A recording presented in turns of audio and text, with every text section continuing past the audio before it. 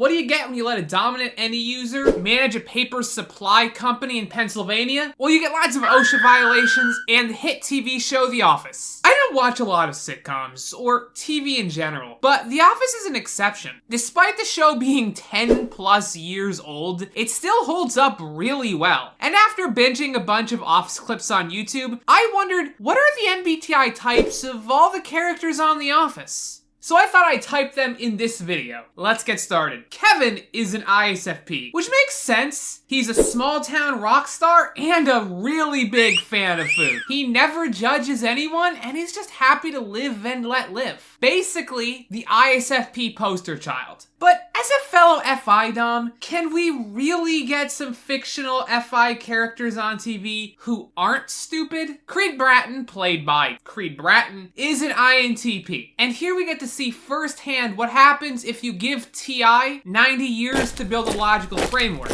You end up losing your head, getting lost in a huge maze of your own creation, and never getting a chance to catch the Loch Ness Monster. Holly is an INFP. And I know I said earlier that I wanted smarter FI Doms, and I think Holly is probably higher on the bell curve than Kevin, but she married Michael Scott, so she's not exactly at the top of the bell curve either. And The Office has quite a few ISTPs, which is funny because all the stereotypes about them told me that they were car mechanics. Way to go, social media. Well, anyway, Stanley, Mose, Daryl, and Luke are all ISTPs. You know, it's fitting that the owner of a paper supply company would be an INFJ. Just like paper, an INFJ can be whatever you want it to be. So David Wallace and Pete, aka New Jim, are INFJs. Oscar is an INTJ, and I don't really have anything to add to that, though he's totally going to be one of those people who says MBTI is just trashy pseudoscience. The Office is chock full of ISFJs too, like Pam,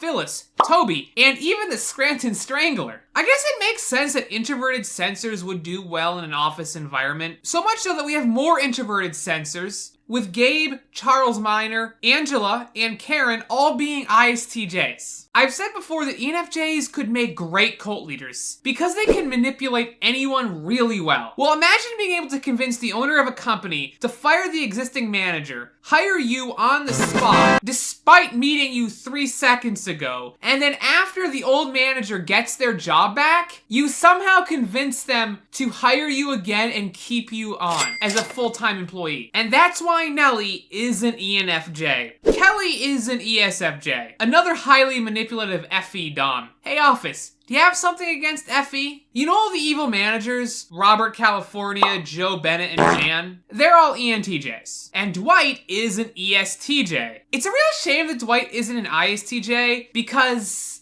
look at them. Can't you see the resemblance? Michael Scott is an ENFP. And an ENFP managing to keep one job since the 80s is one heck of an accomplishment. Especially considering that he's never gotten fired despite all the stuff he pulls. Oh, and Aaron is an ENFP too. And get ready because we have a lot of ESTPs, like Ryan, Todd Packer, Meredith, and Roy. Wow, Office, really showing off ESTPs in a positive light. These aren't exactly model employees. Next up, we have ESFPs. You know the characters who would probably attach a leash to the camera so it would follow them around all day, but thankfully their FI won't let them? Well, Andy and Prison Mike are both ESFPs. Everybody's favorite office clown, Jim Halpert, is an ENTP. Also, so is Mini Dwight, aka Clark Green. And finally, Abigail from Stardew Valley is a... oops, that would be spoilers. If you want to find out what her type is and all the other characters from Stardew Valley,